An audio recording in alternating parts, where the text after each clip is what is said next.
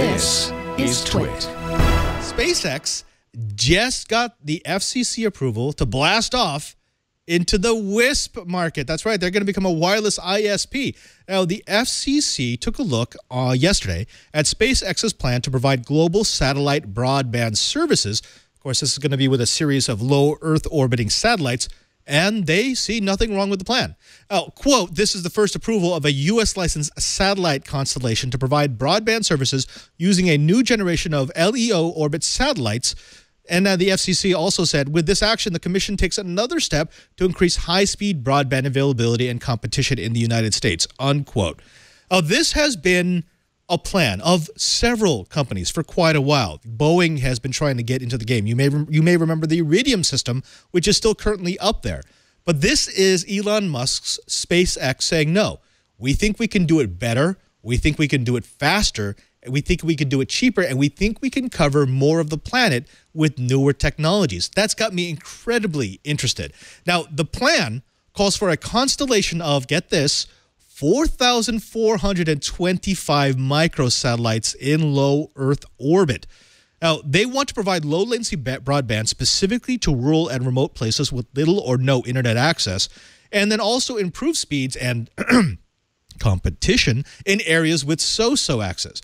Now, they are operating under the code name of Starlink. Who knows if that's actually going to work? I was thinking Space Tesla would probably be better. They've already got a car up there. This is a fascinating project, and if you dig down deep into the actual tech specs, you can see why this is not like previous generations of LEO satellite constellations. They've got a lot of self-healing. They've got a lot of very fast processing, and they've also got some tricks that they've learned with using corrective, what is it? Not convenient, but very constructive use of distortion, atmospheric distortion, to correct for latency issues. Chee, let me throw this over to you first. They're saying that this might be operational mid-2020. SpaceX has actually been pretty good about deadlines. Do you think this actually could be? Could they get more than 4,000 satellites up by 2020 and have them operational?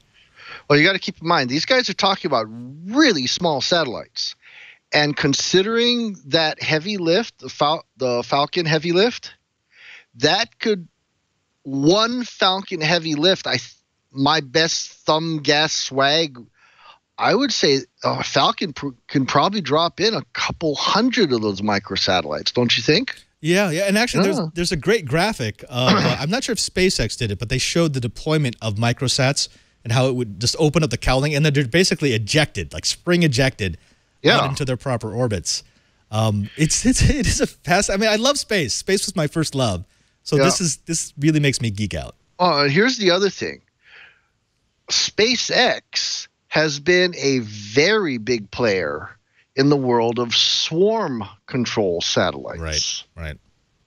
And when you start having a swarm control over satellites to be able to shift things around, antenna orientations and things like that, I think we are not far from being able to literally have the Star Trek communicator badge in the middle of the Sahara Desert calling home to say, hi, Mom.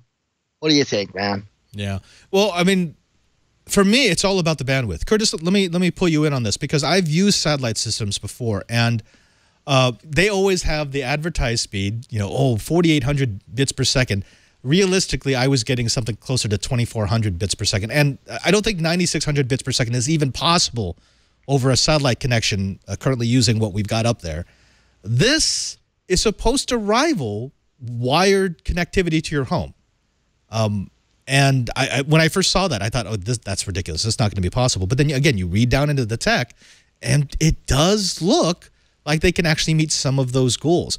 If they could provide ubiquitous connectivity at a price that was comparable to a wired connection to your home, this isn't just another service provider. This is a complete change to how we think of broadband. Oh, it's got to be one of those things that just irritates the daylights out of all of the cell-based ISPs out there, because this allows the possibility of having uninterrupted data coverage. Right now, even with the best of the data providers, once you get out into the boonies, there are big holes in the coverage. You really cannot go coast to coast and have solid wireless data unless perhaps you stay on a couple of the major interstate highways. So if you start looking at what they're doing, imagine they've got all of these up and they have the ability to talk to their automobiles coast to coast. They have the ability to update the Tesla automobiles wirelessly coast to coast. Plus, they can begin to do things, I have to imagine, like doing very, very high accuracy location off of these. Right now, if you think about it, if you let a little settle happen and you can see 7 GPS satellites, you can get very good location. Imagine if you were doing time-based location and you could see 100 satellites. I can imagine getting down to something that approaches millimeter accuracy from a satellite-based location sensor. This is a game changer for a lot of different industries. Right. Well, Eric Duckman is wondering if this is more of a medium orbit system, but definitely not. Compare this. When you think of satellite, you can think of something like the HughesNet, which is a satellite internet service. They're orbiting at about 22,000 miles. This is going to be closer to 700 miles. So this is not just low Earth orbit. This is very low Earth orbit. And that's why they can get the latencies so far down. One of the other things about this is they are looking at distributing over the United States first. So they need about 800 satellites. If they can get 800 up, that will cover the continental United States, and that becomes your test bed system. Then you go out from there. You just expand the constellation. There is a question on how often you will have to replenish the satellites in the constellation, because the lower you get into orbit, the more drag you catch, which means you either need to refuel your satellites so that they can boost themselves back up to the proper orbit, or you just expect them to die and you need to be replacing them on a regular basis. Those things still have to be worked out. This is just proof of concept. But again, this sounds like, yeah, Cheebert, like you're saying, this sounds like Star Trek communicator stuff. Being connected anywhere, I have clear view to the sky. Well, let's put it this way. Global Star, which is actually a reseller for Iridium, has sub-channels. They're basically at the very fringe edge of the Iridium data channels.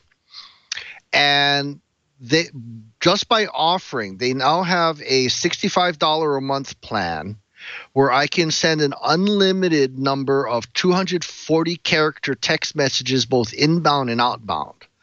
Now, the cool thing is this will work everywhere except the poles. And with that kind of coverage, I can fit, if I do some data encoding, I can fit an awful lot of data into 240 characters. Now, if we start getting it into super low Earth orbit, because Iridium's fair, it's low Earth orbit, but it's at the high end of that band.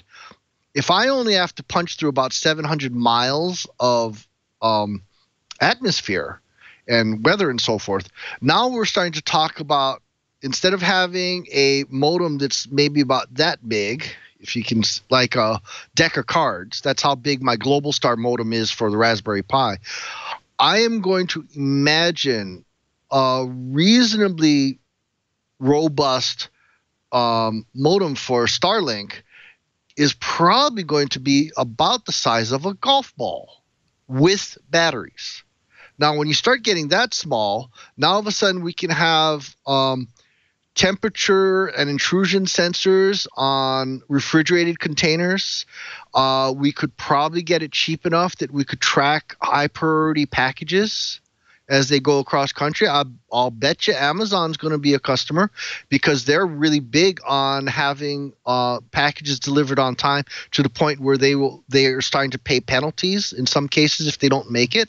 It's to the point where UPS drivers will sometimes mark a package as delivered even though they didn't deliver it, because there's so much pressure on this.